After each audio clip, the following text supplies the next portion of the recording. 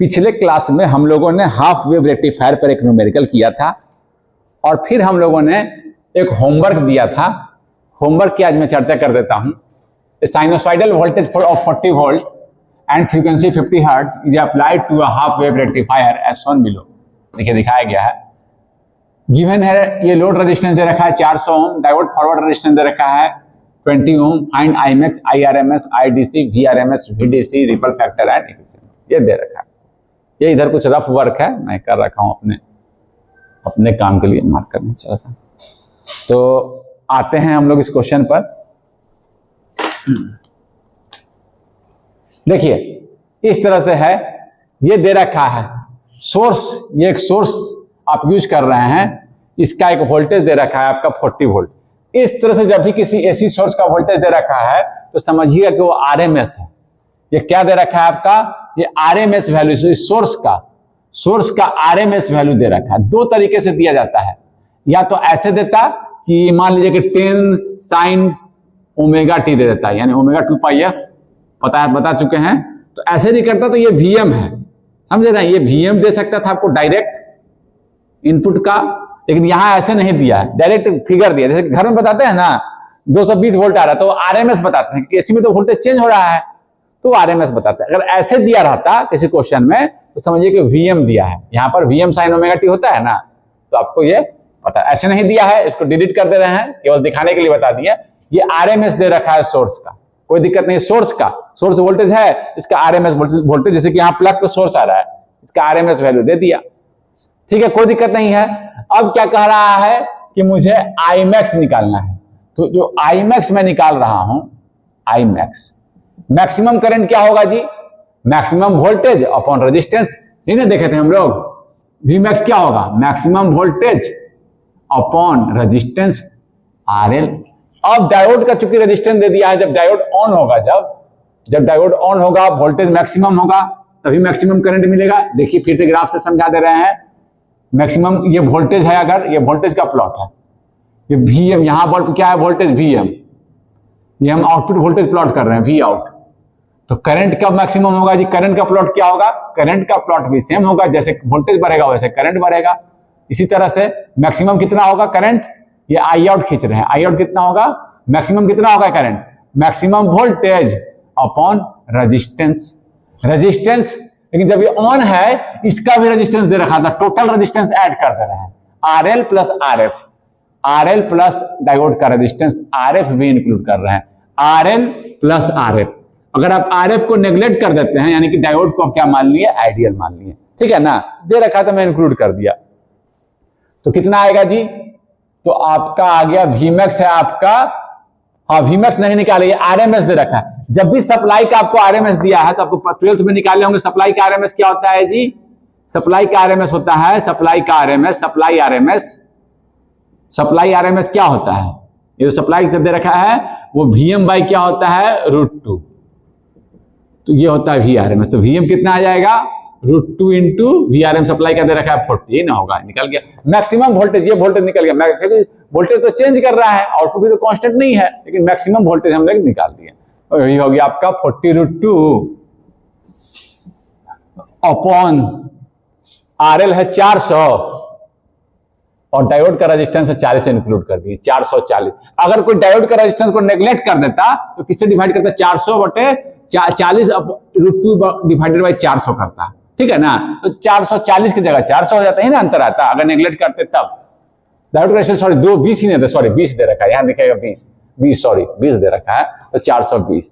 तो कोई अगर डायोड का रेजिस्टेंस देखे छोटा है इससे, अगर नेग्लेक्ट कर देते ना तो 40√2 डिवाइडेड बाई 400 ये करते कोई, और लेकिन अभी हम लोग इंक्लूड किए होंगे, नेग्लेक्ट अगर कर दिया कोई बच्चा 20 ओम को, तो क्यों नेग्लेक्ट कीजिएगा, करने की क्या जरूरत है, इसको इजीली इसमें हम बस जोड़ दे रहे हैं, जोड़ना ही तो है। 400 नेग्लेक्ट करते तो 400 से डिवाइड, खाली आरएल लेते हैं, नेग्लेक्ट नहीं किए तो 400 प्लस 20 हो गया। तो ये मैं कैलकुलेट करके लिख रखा हूं, आई मैक्स है आपका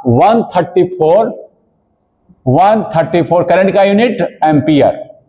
तो इसको हम लोग एक्चुअली, हाँ जो एक सेकंड मिली में मैंने लिख दिया है, जो कैलकुलेट करके आया है वह 0.134 एम्पियर ये है। इसको मिली में लिखेंगे तो जी 1000 से गुना करेंगे, 1000 से भाग देंगे, 1000 से गुना करेंगे तो 134 you can write it 134 milli ampere. कोई दिक्कत है? नहीं है। आई मैक्स निकल गया, आप सब कुछ उसी पे डिपेंड कर रखता है। आई मैक्स वी मैक्स निकल गया तो आपको क्या है, मान लीजिए क्या पूछा है, अगला कोई चीज पार्ट है आई आर एम एस निकाले हुए हैं। आई आर एम एस क्या होता है जी, जो हाफ वेव का आई एम बाई 2 यानी कि 134 मिली में है, बार बार मिली नहीं, चलो लिख ही दे रहे हैं, अपॉन 2 134 का हाफ आप कैलकुलेटर से निकालिए, मैं लिख रखा हूं 67 बहुत ही आसान है 34 मिली एम्पियर। आईडीसी पूछा है, आईडीसी कितना होगा, I am by pi, I am आपको निकाल रखे कितना है 134, सब उसी पे आई एम से ही सब निकल रहा है, मिली में है पाई 3.14 से डिवाइडेड इट। आईडीसी आपका आया है 42.87 मिली एम्पियर। फिर पूछा वी आर एम एस, तो वी आर एम एस में आपको बताया था कि वी आर एम एस निकालना है। किसका वी आर एम एस निकाल रहे हैं जी, आउटपुट का V R M S, output का वी आर एम एस निकाल रहे हैं, आउटपुट का वी आर एम एस, ठीक है ना। तो कितना आया V R M S, output का वी आर एम एस कितना आया है, आप सीधे सीधे आई करंट इंटू रेजिस्टेंस, जो निकाल रहे हैं वही current, I R M S into R L, ऐसे भी कर सकते हैं। या आप क्या कर सकते हैं, formula V R M S V M by 2 भी कर सकते थे, लेकिन उसमें मैंने बताया था कि वो फॉर्मूले में क्या था, मैंने डायोड रेजिस्टेंस को नेग्लेक्ट किए हुए, तो वो यूज कीजिएगा तो थोड़ा सा एरर आ सकता है, ठीक है ना। तब इसी को यूज कर रहे हैं, क्या दिक्कत है, ये तो इजी ही है, current into resistance, current into resistance, ये V R M S, output का वी आर एम एस। कौन सा वी आर एम एस लिख रहे हैं, ध्यान दीजिएगा जी, आउटपुट का वी आर एम एस। तो कितना आया ये आउटपुट करंट हम निकाल चुके हैं, I R M S 67.34 into load है 400 ओम, ये मिली एम्पियर में है, लिख देते हैं, चलो मिली एम्पियर यहाँ बगल में लिख दिया, मिली में 10⁻³ है, तो ये आपका आया है, गुना कर लीजिएगा, मिली एम्पियर में है। सब कुछ एडजस्ट करने के बाद जरूर कैलकुलेशन करना, शुरू में कैलकुलेशन करना जरूरी है, किस तरह से आप मिली को एडजस्ट करेंगे, -3 वगैरह सब कुछ, डेसिमल को कैसे एडजस्ट करते हैं सब देख लीजिएगा, ऐसे नहीं कि कैलकुलेटर से कैलकुलेट जरूर की। VDC similarly IDC into RL, ये कर सकते हैं। अगर फॉर्मूला का यूज करते हैं VDC VM बाई पाई, तो उस फॉर्मूला में मैंने क्या किया है, नेग्लेक्ट किए हुए है डायोड के रेजिस्टेंस को। डायोड को फॉरवर्ड रेजिस्टेंस मैं दिखा रहा हूं, ऑन है डायोड, ऑन कंडीशन में, पॉजिटिव साइकिल में तो डायोड ऑन होगा, पॉजिटिव साइकिल है, ठीक है ना, कोई दिक्कत नहीं है, उसको इंक्लूड कर लिए इसमें। ये यहाँ देखिए करंट निकालने में इंक्लूड किए हुए हैं, कोई दिक्कत, उसी से फिर आईडी से निकाले, आरएल से, यही फॉर्मूला यूज कर दीजिए, कोई दिक्कत नहीं है। करंट वोल्ट इंटू रेजिस्टेंस, तो आउटपुट का डीसी, इस आउटपुट का डीसी निकाल रहे हैं, डीसी एवरेज कितना आया जी, आईडीसी आप निकाल चुके हैं 42.87 मिली में है, -3 into RL 400, that is equal to, मैं निकाल रखा हूं 17.148। अब क्या डालना है, रिपल फैक्टर फॉर्मूला हम लोग डिराइव कर चुके हैं, लिख चुके हैं, V R M S, output का RMS, VDC का होल स्क्वायर, सब कुछ आउटपुट का लिख रहे हैं। वी आर एम एस है आपका 26.93 वोल्ट, VDC है आपका 17.148 होल स्क्वायर -1, ये आपका है लगभग 1.21, जो आपको मालूम भी है कि 1.21 के लगभग आता है। इफिशियंसी, सब कुछ बिल्कुल आसान है, अब से लास्ट निकाल रहे हैं इफिशियंसी।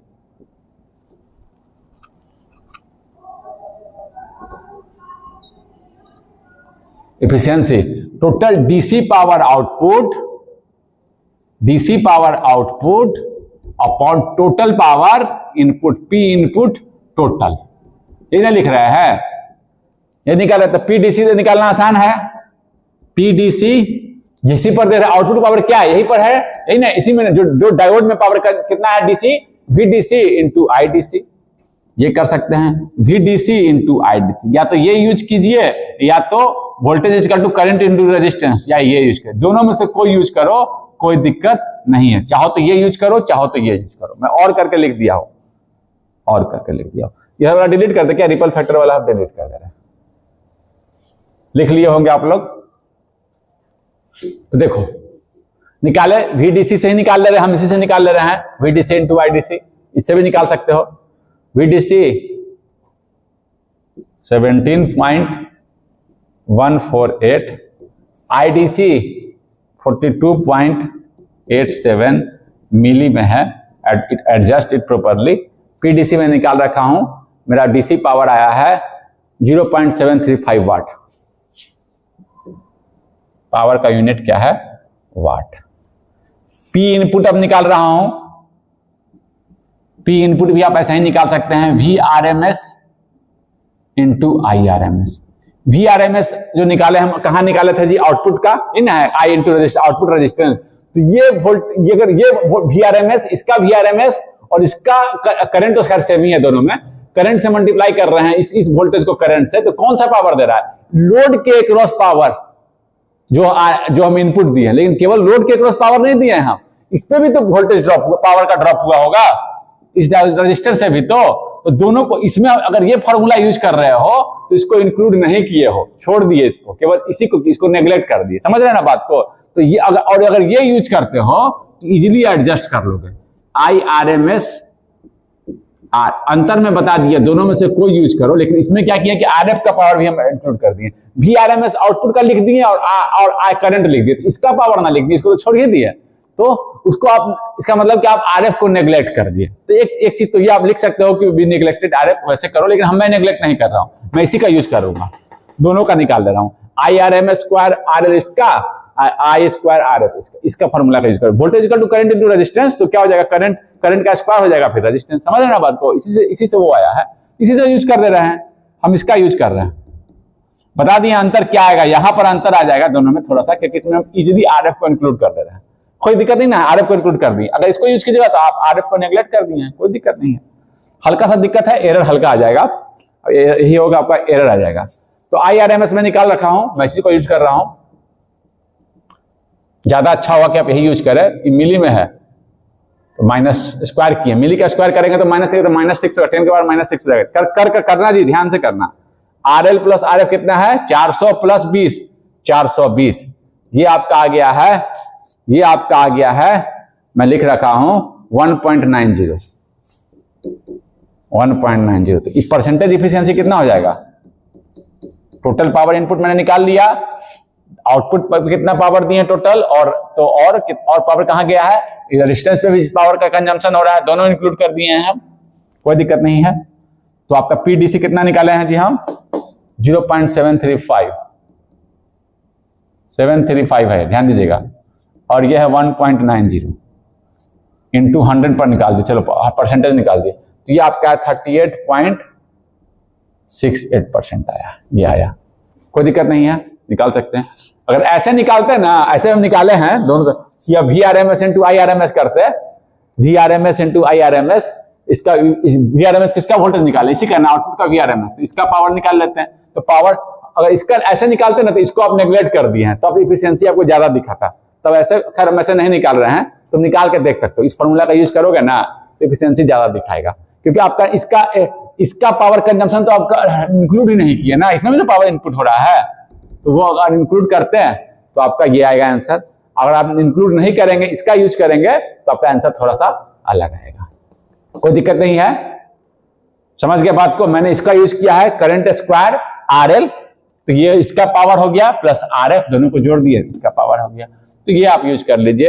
अगर इसका यूज कर दिए V इंटू I, किसका भी, ये भी इंटू करंट, तो इसका पावर ना मिल गया, तो आपका थोड़ा सा इफिशियंसी का एरर रहेगा, बट ठीक है, आप कर सकते हैं। तो आप लिख दीजिएगा नीचे कि in this calculation we have neglected diode resistance, लिख सकते हैं। खैर, ये कॉन्सेप्ट बता दिया, मान लीजिए गेट वगैरह में दे दिया, तब यूनिवर्सिटी के एग्जाम में तो आप नेग्लेक्ट करके पैराग्राफ में लिख दीजिएगा तो मार्क्स दे देगा, कोई दिक्कत नहीं है। ये समझ गया जी? लिख लीजिए इसको, और मैं इसको मिटा रहा हूं, और आज चर्चा को आगे बढ़ाऊंगा, मैं चर्चा को आगे बढ़ाना चाहता हूं मैं। ये सारा हाफ वेव का खत्म हो गई चर्चा, we have completed half wave rectifier.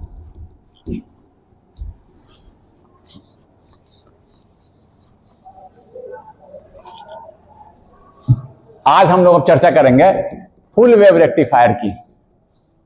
किसकी चर्चा करेंगे जी? फुल वेव रेक्टिफायर, कॉपी पे लिखिए फुल वेव रेक्टिफायर।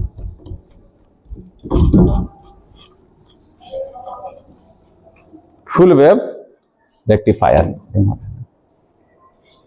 बहुत अच्छा। फुल वेव रेक्टिफायर,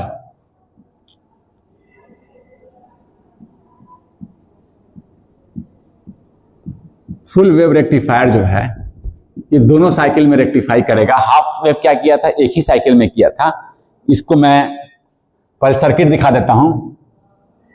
एक ट्रांसफार्मर जैसे वहां यूज किए थे, लेकिन इसका थोड़ा सा ट्रांसफार्मर थोड़ा सा सेंटर टैप ट्रांसफार्मर, 3 वायर रहता है इस तरह से, चला गया। 3 वायर रहता है सेंटर टैप ट्रांसफार्मर में इस तरह से। लाइट चली गई, लाइट ही चला गया। अब लाइट आएगा तब दिख रहा है ना। चलो हम देखते हैं इसको फिर से, नहीं तो अगली बार चर्चा करेंगे। ये सेंटर टैप ट्रांसफार्मर में है, इसमें 2 पार्ट्स में टर्न होते हैं, इक्वल टर्न्स है। सेंटर टैप ट्रांसफार्मर मेरे पास है भी, मैं उसको पहले आपको दिखा दूं। एक रेक्टिफायर बनाकर लाया है मैंने। ये सेक्टर टैप ट्रांसफार्मर है, ये इसका प्राइमरी है, ये इसका प्राइमरी है, और देखिए ये 3 वायर इसमें है, ठीक है ना। ये 3 वायर है, इस 2 पार्ट में है, दोनों पार्ट में बराबर टर्न्स है। दोनों पार्ट में क्या है, बराबर टर्न्स है। और ये 3 वायर निकला हुआ है। ये जब अब और इसको मैं दिखा दे रहा हूं, पहले पूरी तरह से बना दे रहा हूं, ठीक है ना। ये डायोड है, यहीं पर हम क्या किए हैं, लोड लगाए हुए हैं। ये है आपका लोड RL, ये है आपका V आउट, ये है V आउट। इसके बीच का वोल्टेज नाप रहा है, इसके बीच का वोल्टेज क्या है, V आउट। कोई दिक्कत? यहां हम AC सप्लाई देंगे, AC सप्लाई, यहां आप आउटपुट देखेंगे। 3 वायर है, दो सेकेंडरी में जो दोनों 2 पार्ट्स हैं, दोनों में बराबर टर्न्स है। अगर बराबर टर्न्स है इसका मतलब क्या है कि दोनों पार्ट में बराबर वोल्टेज होगा, कोई दिक्कत नहीं है, ठीक है ना। AC सप्लाई दी हम यहां पर, सेकेंडरी में वोल्टेज इंड्यूस होगा, ये पार्ट और ये पार्ट में बराबर वोल्टेज इंड्यूस होगा। हम पॉजिटिव साइकिल की बात कर रहे हैं अभी, पॉजिटिव साइकिल लिखिए तो पोलैरिटी मार्क कर दिए। तो ये पार्ट में, ये इसी के रेफरेंस में सारा वोल्टेज बताएंगे, इसी पॉइंट के रेफरेंस में। इससे ये हाई होगा तो हाई कर दिए, जो लो होगा उसको माइनस कर दिए। लो वाले को कैसे दिखाते हैं, जो हाई वाले को पॉजिटिव, लो वाले। ये फिर इसके कंपैरिजन में, इस वायर के कंपैरिजन में, ये इस टर्मिनल से के रिस्पेक्ट में ये हाई होगा, ये उस समय ऊपर वाला सारा हाई है, तो यहां भी ऊपर वाला हाई होगा, नीचे वाला लो होगा, कोई दिक्कत नहीं है। ऊपर वाला हाई होगा, पॉजिटिव साइकिल में ऊपर वाला हाई है, यहां से लो। फिर ये ऊपर वाला हाई है, ये इस पार्ट में, ये हाई है, यहां लो, ठीक है, कोई दिक्कत नहीं है। यहां से एक 3 वायर निकला हुआ है, इसी के रिस्पेक्ट में सारा वोल्टेज बताएंगे, आउटपुट भी बताएंगे इसी के रिस्पेक्ट में, इससे कितना ज्यादा है, समझ रहे हैं ना बात को। ये इसके रिस्पेक्ट में हाई है और ये टर्मिनल इसके रिस्पेक्ट में लो है, तो मैंने माइनस दिखाया। ऊपर वाला हाई है, दिखा दिए हैं, नीचे आपका 3 टर्मिनल इसमें निकला हुआ है। दोनों पार्ट में बराबर टर्न। फॉर एग्जांपल यहां अगर मैक्सिमम 20 वोल्ट है, तो यहां पर भी मैक्सिमम 20 वोल्ट होगा, कोई दिक्कत नहीं है। दोनों पार्ट में 20, कोई दिक्कत नहीं है। यह है 3 टर्मिनल दिखाए हैं, दिखा भी देते हैं आपको कैसे कनेक्शन किए हैं, ब्रेडबोर्ड पे करके लाए हैं। ये देखिए, यहां प्राइमरी पर एसी सप्लाई देते समय ध्यान देंगे, प्राइमरी में अगर टच कर देंगे करंट लग जाएगा, क्योंकि हाई करंट है। तो सब सप्लाई एक देखिए, ये वाला देखिए, एक यहां लगा दी इस डायोड पर, एनोड देखा, मार्क भी बताया था कि एनोड कैसे देखते हैं, यहां लगा दिए, दूसरा यहां लगा दिए, दोनों डायोड आपस में कनेक्टेड। ये लोड है, इसको हम लोग यहां इस तरह से बीच वाले से लगा दिए, कोई दिक्कत है, बीच वाले से। ये बीच वाला वायर है, ये काला वाला है, इस तरह से लोड लगा दिए। ये मेरा हो गया रेक्टिफायर, ठीक है। 3 वायर हैं,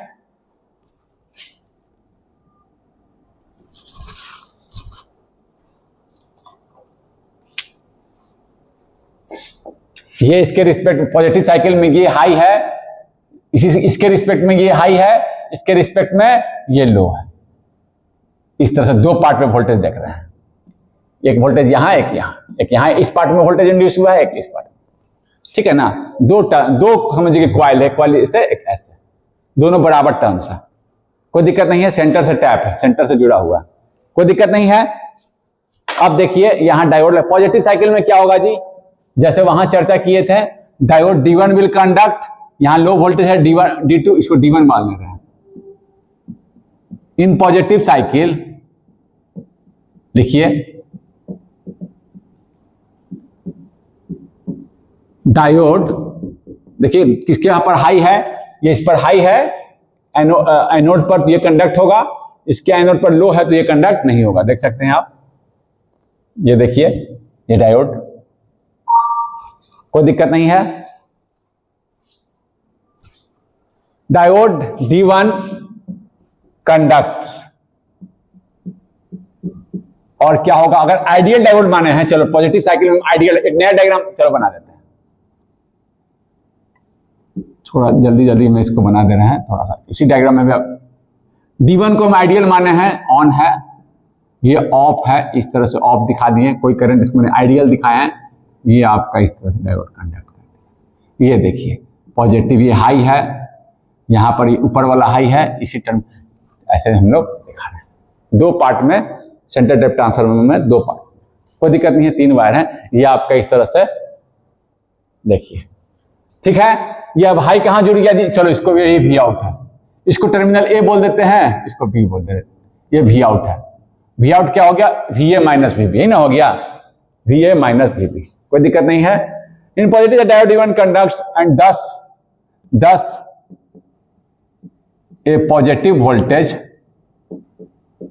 मतलब VA पर हाई हो गया, ये कनेक्ट हो गया ना हाई से, तो वी आउट एक्चुअली क्या है, जब भी हम वोल्टेज लिख रहे हैं तो वी आउट माइनस वी लो पर है, VA हाई पर है, बोला ना कि इसी के रिस्पेक्ट में सारा वोल्टेज देखेंगे, ये लो पर है, ये हाई पे, तो पॉजिटिव मिला ना मुझे, ये पॉइंट टर्मिनल हाई पर, देखिए हाई से कनेक्ट हो गया है। दस a positive voltage is observe, कोई दिक्कत नहीं है। एक तो ये, दूसरा एक चीज और है, करंट का and the direction of the current, the direction of the current through the load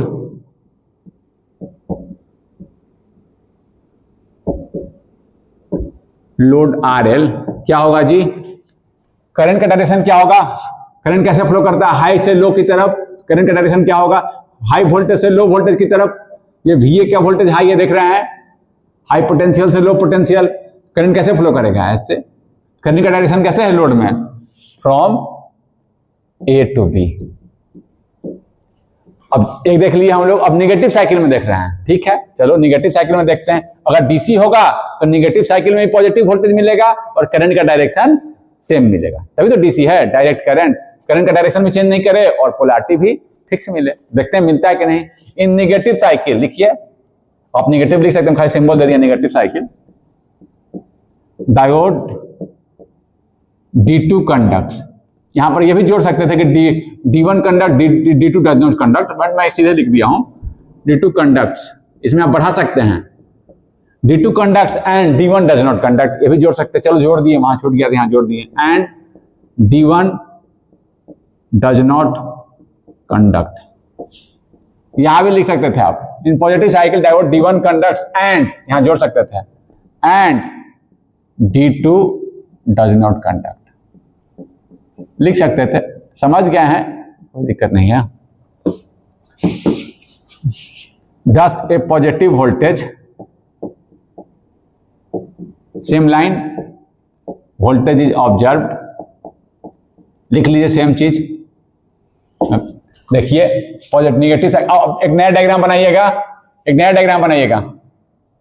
negative cycle का डायग्राम बनाइए, इसी में लिख दे रहे हैं, नया बनाओ जी। निगेटिव साइकिल में क्या होगा, ये हाई होगा, ये लो होगा, सिमिलरली नीचे वाला हाई होगा, इसका ये लो, इस कॉइल में ये हाई होगा, ये लो। अब देखिए ये डायोड कंडक्ट हो रहा है, आइडियल मान है, कंडक्ट हो गया। ये डायोड ऑफ है, इसको मान ले कोई करंट नहीं जा रहा, तो ऑफ को ऐसा दिखा दिया, कोई कंडक्ट नहीं, करंट नहीं जा रहा, ऑफ। अब देखिए फिर से VA किससे जुड़ा हुआ है, हाई से कि लो से, हाई से, तो V आउट क्या होगा, पॉजिटिव की निगेटिव, पॉजिटिव VA पे हाई है, VA माइनस VB, तो पॉजिटिव वोल्टेज ऑब्जर्व हुआ। करंट का डायरेक्शन क्या होगा, the direction of current, same लिख लीजिए, करंट थ्रू लोड,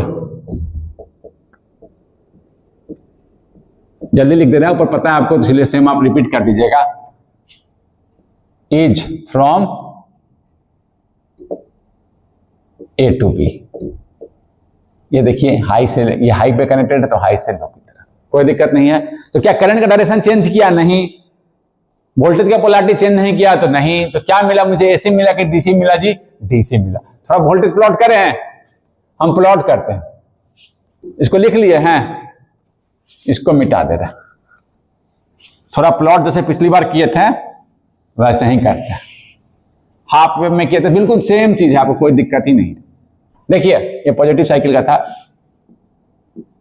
देखिए सेकेंडरी का वोल्टेज प्लॉट कर रहे हैं पहले हम। सेकेंडरी का वोल्टेज पता है आपको, वी सेकेंडरी या V2 लिख दे। सेकेंडरी का वोल्टेज को V2 बोल रहे हैं, सेकेंडरी के वोल्टेज को V2 बोल रहे हैं। यहां V2 तो यहां भी V2, कोई दिक्कत नहीं है। V2 दो पार्ट में है, यहां भी V2 यहां भी V2, इसके बीच में V2, इसके बीच में V2। बता चुके हैं 3 टर्म वायर रहता है इसमें। V2 दिखा रहे, एक पार्ट का दिखा दे रहे हैं। कैसा होगा जी वोल्टेज?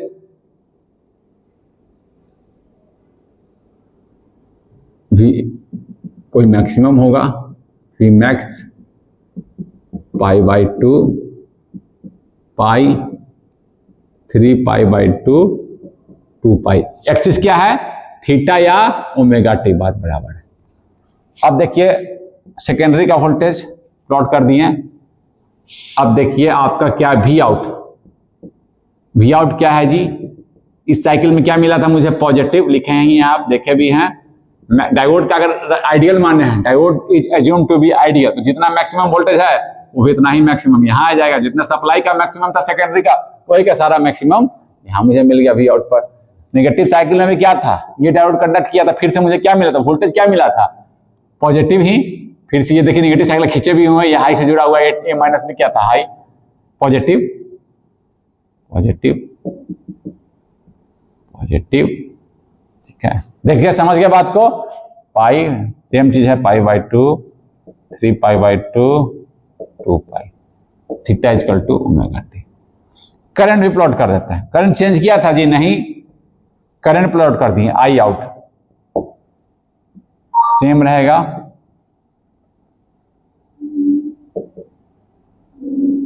करंट का क्या होगा जी? मैक्सिमम करंट कितना होगा? जहां मैक्सिमम वोल्टेज मिला था वहीं मैक्सिमम करंट होगा।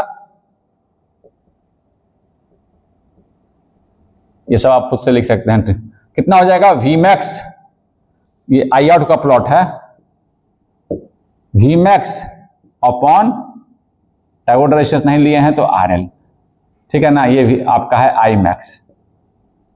देखो ये सेकेंडरी का प्लॉट है जी, सेकेंडरी वोल्टेज प्लॉट। ये आपका है आउटपुट वोल्टेज प्लॉट।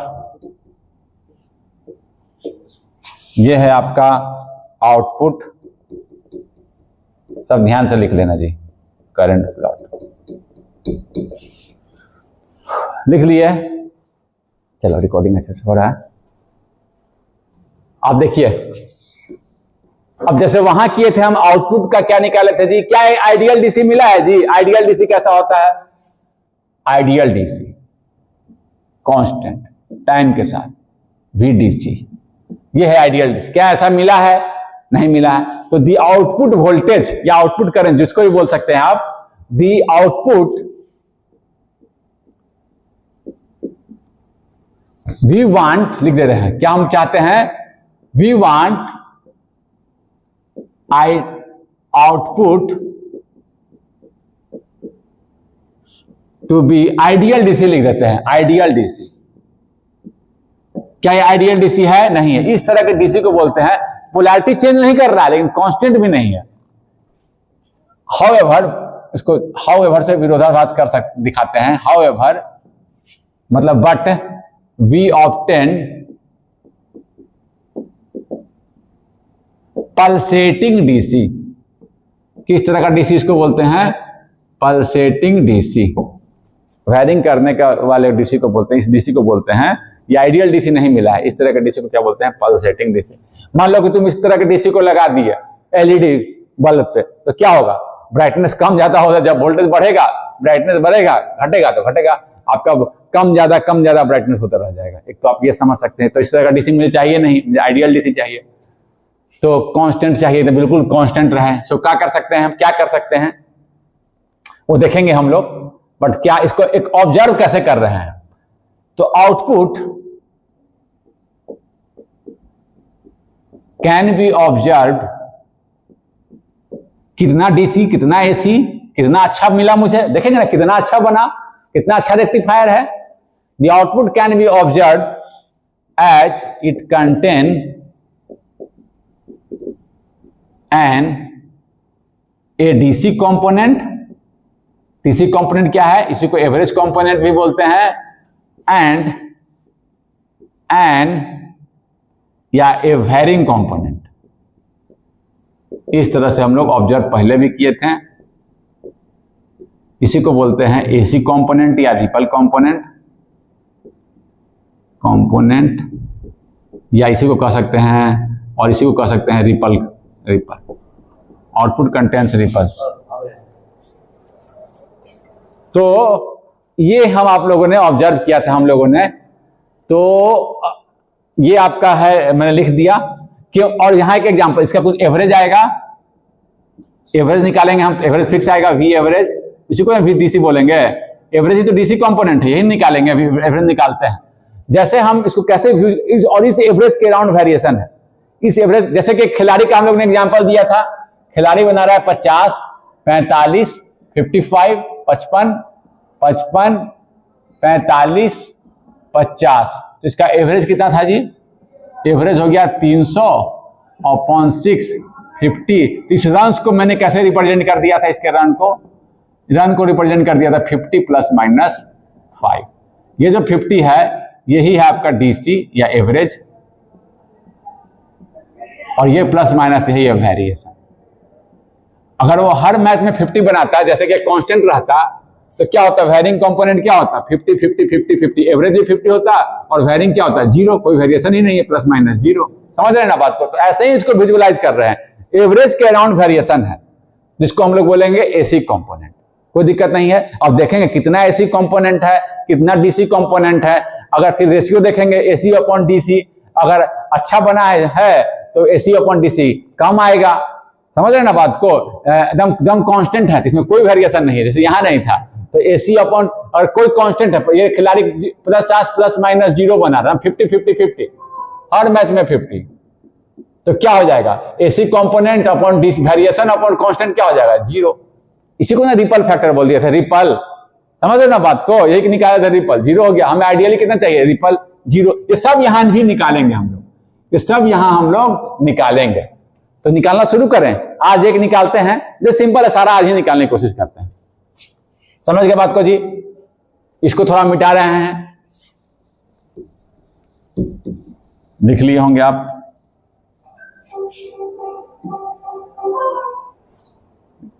ठीक है, चलिए देखिए, पहला हम निकाल रहे हैं डीसी कंपोनेंट, VDC। इसको बोल सकते हैं एसी या डीसी कंपोनेंट। वोल्टेज का निकाल रहे हैं, करंट का भी निकाल सकते हैं। तो देखिए कैसे निकालते हैं जी, करंट एवरेज कैसे निकालते हैं, ऐड कर देते हैं एक टाइम पीरियड में, और इसी से डिवाइड कर। देखिए यहाँ टाइम अंतर क्या है, हाफ वेव फुल वेव में। ये देखिए पाई ही इसका टाइम पीरियड, ये इसका पीरियड है, फिर पाई के बाद फिर से रिपीट कर रहा है। तो कहां से कहां तक इंटीग्रेट करेंगे, 0 से पाई तक, VM साइन। ऐसे चलो ऐसे लिखना है तो मैं ऐसे ही लिख दे रहे हैं, इसका नाम दे रहे हैं, वेरिएशन को पहले V लिख दे रहे हैं, V d θ, पहले फॉर्मूला लिख दे रहे हैं, V 1/2 पाई, यही ना एवरेज है, 1/π। एक ही टाइम पीरियड का, एक ही पीरियड का निकाल रहे हैं पाई, ठीक है ना। फिर रिपीट किया है, हमेशा एक ही का निकाल रहे हैं। जैसे कोई खिलाड़ी देखिए सेम चीज का रिपीटिशन है, 50 45 50 50 45 50, तो इसमें भी निकालेंगे तब पर भी आपका एवरेज, अगर एक रिपीटिशन का निकाल रहे तब पर भी 300 आता, इसका निकालता तब पर भी 300 आता, पूरे का निकालता तब पर भी 300 आता। समझ रहे ना, जब एक टाइम पीरियड का अगर आप निकाल लिए ना और वही रिपीट कर रहा है तो एवरेज वही रह जाएगा ना। तो हमेशा हम एक ही का निकाल लेते हैं, इसी चीज को ना रिपीट हो रहा है तो एवरेज भी रिपीट, जो यहाँ का एवरेज आएगा वही यहाँ का एवरेज आएगा, वही तो रिपीट हो रहा है। तो ये हमेशा एक का निकाल लीजिए। तो रिपीट कर रहा है तो मैं क्या किया, एक टाइम पीरियड का 0 to π मैंने निकाल दिया, कोई दिक्कत नहीं है। इसी को मैंने ये फॉर्मूला लिखा, जैसे आप डायरेक्ट लिख सकते थे, 0 से π Vm sin ωt। हमें साइन थीटा या साइन ωt बात बराबर है। पहले भी इंटीग्रेशन कर चुके हैं जी, कितना आएगा इसका इंटीग्रेशन, 1/π, Vm को बाहर किए, साइन का integration minus cos, cos theta limit put किए, पहले भी किए थे हम, केवल क्या अंतर आ गया है, इस बार पाई से डिवाइड कर रहे हैं, पर 2 पाई से किए थे। कॉस पाई -1 कॉस 0 1, ये कितना आ गया 2 Vm बाई पाई, जस्ट उससे दुगना हो गया। पहले कितना आया था Vm बाई पाई, अब कितना आ गया जी 2 Vm बाई पाई, अब कितना आ गया जी 2 Vm बाई पाई। कोई दिक्कत? और करंट निकालते तो क्या आता जी VDC, यहां लिख दे रहे हैं, VDC कितना आ गया 2 Vm बाई पाई। करंट निकालेंगे तो सेम फॉर्मूला क्या आ जाएगा, IDC कितना आ जाएगा 2 Im बाई पाई, करंट का मैक्सिमम। कोई दिक्कत? करंट का मैक्सिमम यहां निकाले ही हुए हैं, यह है करंट का मैक्सिमम। डायोड रेजिस्टेंस अभी नेग्लेक्ट किए हुए हैं, समझे बात को जी। अब मैं एक RMS भी निकाल दूं, ये थोड़ा सा इसको मैं फिर से मिटा दे रहा हूं, यहीं पर निकाल लेते हैं। RMS लिख लिए ना पहले, इसको पहले लिख लीजिए। अब मैं यहां RMS कंपोनेंट निकाल रहा हूं, RMS इसी में कर दे रहा हूं, VRMS लिख दिया। स्क्वायर मीन, मीन लिए डिवाइड कर दिए तो मीन हो गया, एवरेज हो गया थीटा। इसका स्क्वायर करेंगे तब क्या हो जाएगा जी Vm square sine square theta, और Vm square sine square theta, चलो इसको थोड़ा मिटा दे रहे हैं, समझ रहे ना बात को। पहले भी लिखे थे साइन स्क्वायर थीटा क्या होता है 1 minus cos 2 theta upon 2, integration कर रहे हैं 0 से पाई डी थीटा। अब यहां ध्यान दो, अब इस पार्ट का इंटीग्रेशन करेंगे अगर जी cos 2 थीटा का, तो इंटीग्रेशन का फैक्टर क्या आएगा, sin 2 थीटा का फैक्टर रहेगा sin 2 थीटा पर। पहली बार बताए थे, पिछली बार जब हाफ वेव में किए थे तो किए थे, जैसे ही sin 2 थीटा इंटीग्रेशन करेंगे cos का, तो sin का एक फैक्टर आएगा, और sin 2 थीटा में जब पाई रखेंगे तो sin 2 पाई 0, और sin 0 रखेंगे तो 0, ये तो 0 होने वाला है, तो इसको हम हटा ही दे रहे हैं। ये पार्ट का इंटीग्रेशन क्या होने वाला है 0, तो केवल इसी पार्ट का कर दे रहे हैं, ठीक है ना। इसको स्क्वायर रूट में निकाल रहे हैं, रूट में निकाल रहे हैं, तो हम कर दिए हम 0 से पाई और 1/2 को बाहर कर देते हैं, कांस्टेंट है 1/2, थोड़ा सा साफ लिख दे रहे हैं ताकि आपको दिक्कत ना हो। 1/2 पाई को कांस्टेंट निकाल दिए, 0 से पाई, और आपका क्या हो गया आपका डी थीटा। ये cos 2 थीटा का जब इंटीग्रेशन क्या आएगा, cos 2 थीटा का इंटीग्रेशन क्या हो जाएगा 0, इसको लिख ही नहीं रहे हैं, ठीक है ना। इस पार्ट का इंटीग्रेशन क्या हो जाएगा 0, हटा दे रहे हैं इसको, समझ गए ना बात को। cos 2 थीटा का इंटीग्रेशन सब साइन का फैक्टर रहेगा, साइन में जब पाई पुट करेंगे तो जब लिमिट पुट करेंगे साइन पाई रखेंगे यहाँ पर, तो साइन 2 पाई 0, फिर 0 रखेंगे तो 0, तो 0 होने वाला है ना, इसको हटा ही दिए, केवल इसका इंटीग्रेशन कर दिए, करना है मुझे। तो ये आपका कितना आ गया 1/2 पाई थीटा का इंटीग्रेशन, डी थीटा का इंटीग्रेशन जी थीटा, थीटा को लिमिट क्या हो गया 0 से पाई, ये आपका आ गया,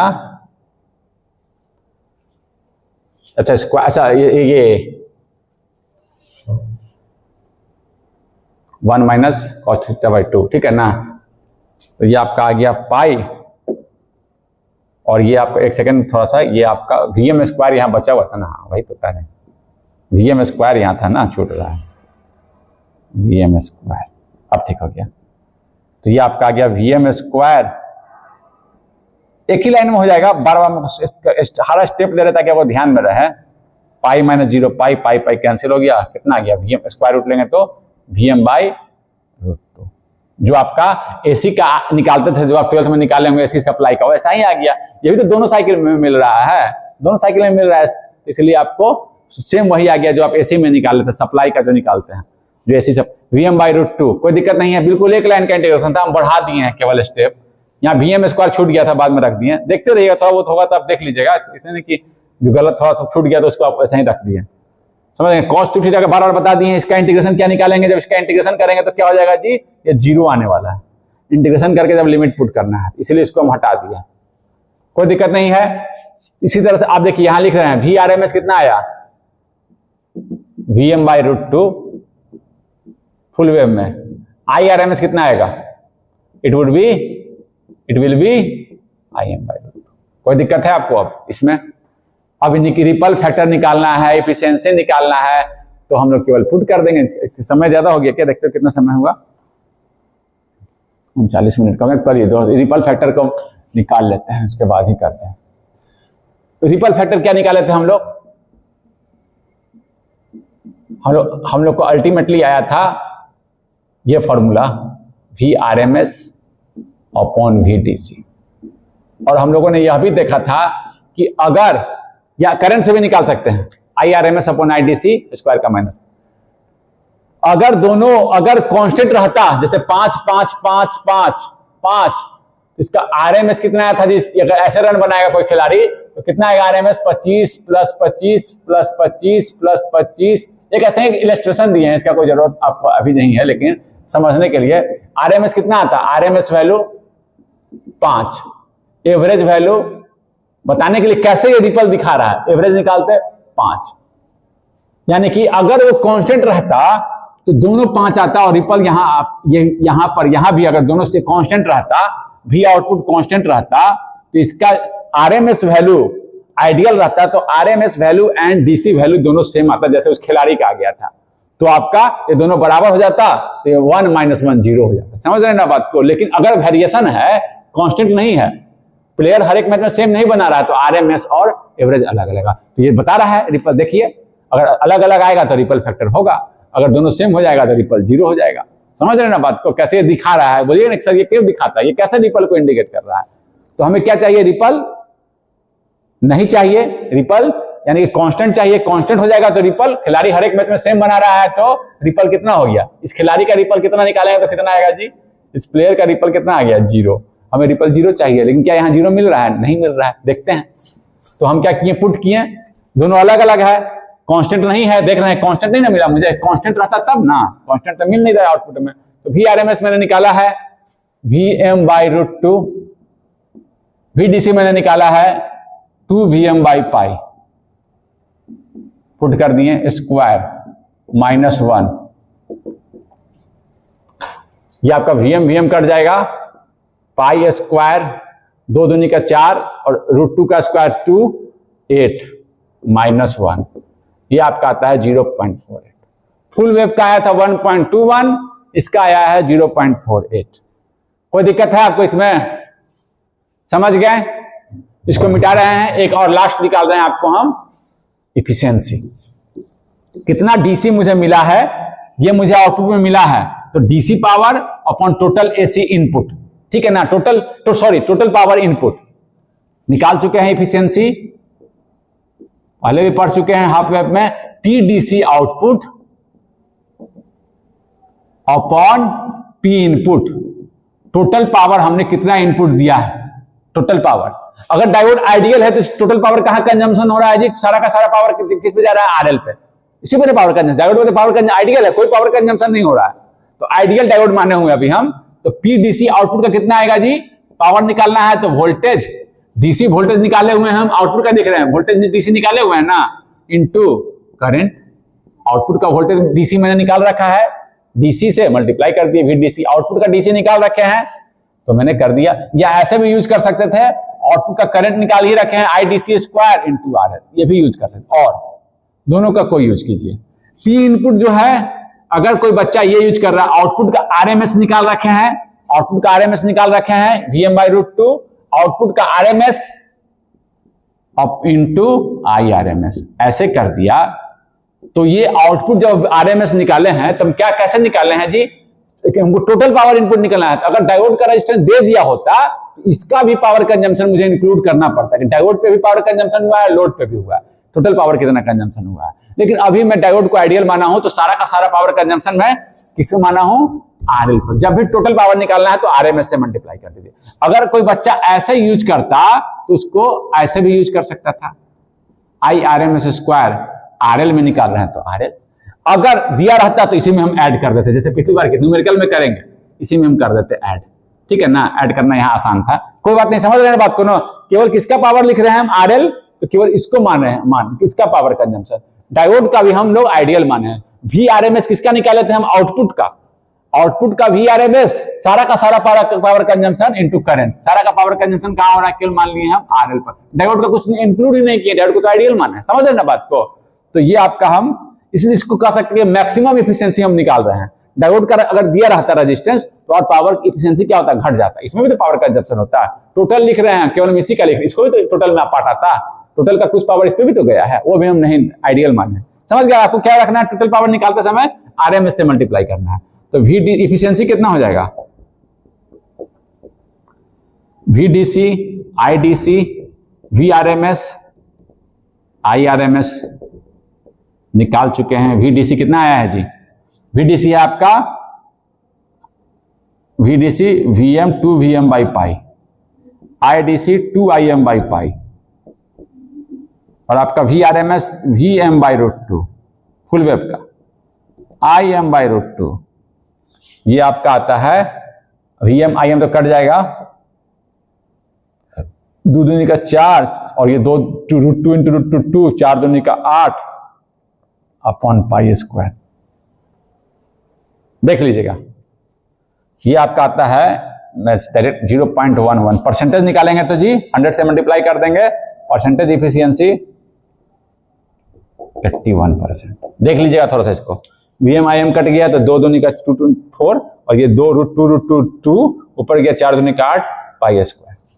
निकाल सकते हैं, निकालना है तो 9 81%। इस तरह से हम लोगों ने सारा कैलकुलेशन किया है। इसका एक न्यूमेरिकल करेंगे, समझ गए, और आगे हम सोचेंगे कि इसको कैसे आइडियल बनाएं, ये जो वेरिएशन हो रहा है इसको कैसे इसमें कन्वर्ट कर दें। ये हमारा पार्ट ऑफ थिंकिंग रहेगा।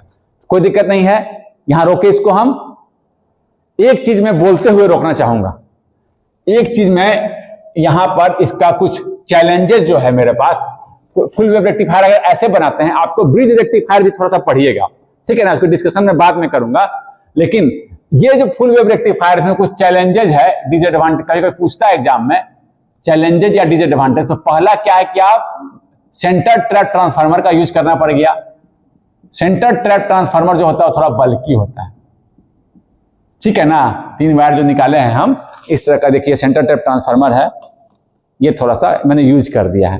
तो ये देखेंगे एक चैलेंज तो ये ओवला ट्रांसफार्मर मेरे पास था बट लाया नहीं, ठीक है ना, कोई बात नहीं। एक तो ये है, इसका लिख दीजिए कि बल्की होता है, इसका यूज करना पड़ गया हमको। एक तो ये इज यूज्ड, इसमें ये यूज करना पड़ गया। नॉर्मल ट्रांसफार्मर का 2 वायर वाला करते तो वो लेस बल्की होता है। दूसरा जो है बार बार पूछता है, जो डायोड लगाए हैं उसका पीक इनवर्स वोल्टेज, ये होता है peak inverse voltage. PIV rating जो डायोड का होना चाहिए, रेटिंग ऑफ द डायोड, जो डायोड मुझे लेना है वो लेना है 2 VM का, 2 VM है उसका।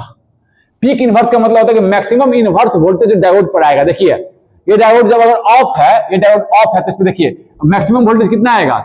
जब VM था तो यहां VM और ये VM, ये VM और ये VM, 2 वोल्टेज इस पर आ गया है।